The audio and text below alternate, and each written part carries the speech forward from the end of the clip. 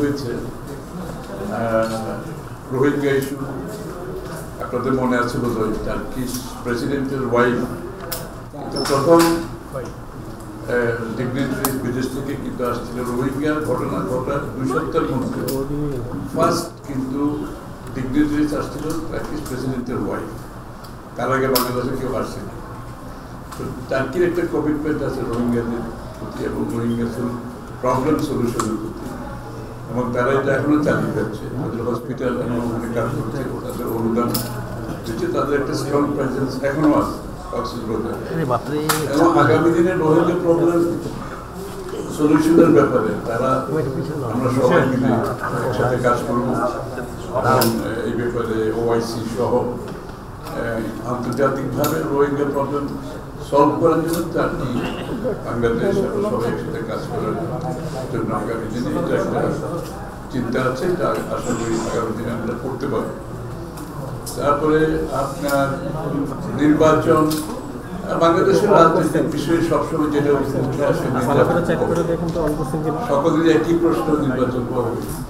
তবে সেই প্রশ্নে আলোচনার পরিপ্রেক্ষিতে আমরা সবসময় বলে আসতে পারি একটি গণতান্ত্রিক সরকার গণতান্ত্রিক অর্ডারে ফিরিয়ে না যাওয়া পর্যন্ত বিদেশিরা দেশের মধ্যে যারা স্টেক হোল্ডার আছে সবাই তো অপেক্ষা করছে একটা নির্বাচিত সরকার আসার পরে তাদের সিদ্ধান্তগুলো তারা নেবে আগামী দিনে। স্বভাবতই তাদেরও সেই ইন্টারেস্টটা আছে, তারা জানতে চাচ্ছে কবে নির্বাচন হবে। আর টার্কির সাথে আমাদের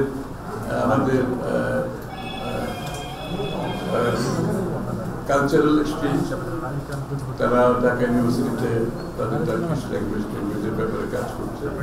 আগামী দিনে তারা ভাবছে লং টার্মে একটা কালচারাল সেন্টার ডেভেলপ করার ভাবনা আছে তাদের, সেটা ভবিষ্যতে। আর দুই দেশের ব্যবসা বাণিজ্য ট্রেড 1.2 বিলিয়নের মতো এখন 1 বিলিয়নের মতো এখন ব্যবসা হচ্ছে। এটাকে আমরা সামনের দিকে কীভাবে এগিয়ে নিয়ে যেতে পারি সেটার জন্য আমাদের দুই দেশের people to people relationship, business to business relationship কীভাবে আরও বাড়ানো যায় আগামী সেটা আলোচনা হয়েছে।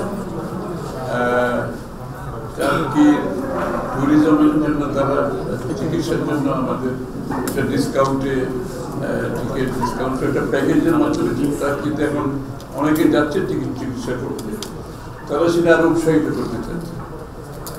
আমরা সবাই বিভিন্ন দেশে ট্রিটমেন্টে গিয়েছি, বাট টার্কি একটা নতুন ওপেনিং, এটা হয়তো বাংলাদেশে নেই। যেমন টার্কির standard is quite high, almost western স্ট্যান্ডার্ডের মধ্যে। এটাও একটা আলোচনা হয়েছে।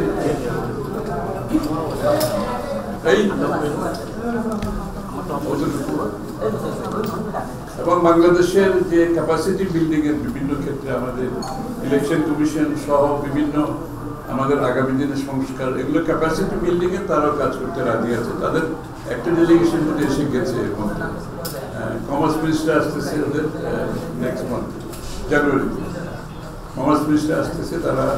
তারা খুবই উৎসাহী এবং এই অটোক্রেসি, এই স্বৈরাচার পতনের পরে তারা রিলেশনশিপটিকে তারা একটা অন্য পর্যায়ে নিয়ে যাওয়ার তাদের চিন্তা আছে, ভাবনা আছে। ওকে, সকলের প্রত্যাশা ছিল নির্বাচন। এই যে সবাই জানতে চাচ্ছে নির্বাচনের রোডম্যাপ কি, কবে নির্বাচন হবে, দেশি বিদেশি স্টেক হোল্ডাররা সবাই তো অপেক্ষা করছে। আজকে শপথ নেওয়ার পরিপ্রেক্ষিতে নিশ্চয়ই একটা ভালো স্টেপ, ভালো মেসেজ যাবে।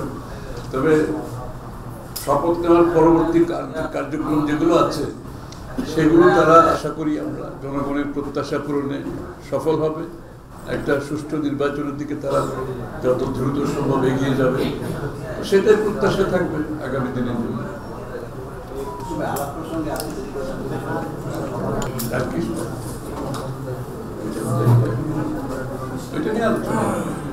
নির্বাচন সম্বন্ধে তারা নির্বাচন কবে এটা নিয়ে জানতে চাচ্ছে। তারা সবাই তো চাচ্ছে ট্রানজিশন করে ডেমোক্রেটিক অর্ডারে বাংলাদেশ কবে যাবে, এই অপেক্ষায় তো সবাই আছে।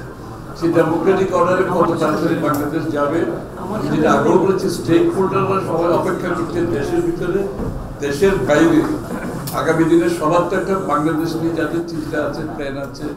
আগামী দিনে বাংলাদেশে তাদের বিনিয়োগের ইস্যু আছে, অনেক বিষয় আছে। তারা অপেক্ষা করছে কবে একটা পিসফুল ট্রান্সফার করে একটা ডেমোক্রেটিক অর্ডার ফিরে আসবে, একটা নির্বাচিত সরকার সংসদ হবে যারা জনগণের কাছে দায়বদ্ধ থাকবে, জবাবদিহি থাকবে, এবং যার কারণে তারা আগামী দিনে যারা স্টেক হোল্ডাররা অপেক্ষা করছে তারাও সিদ্ধান্ত নিতে পারবে। এই আর কি। Thank you.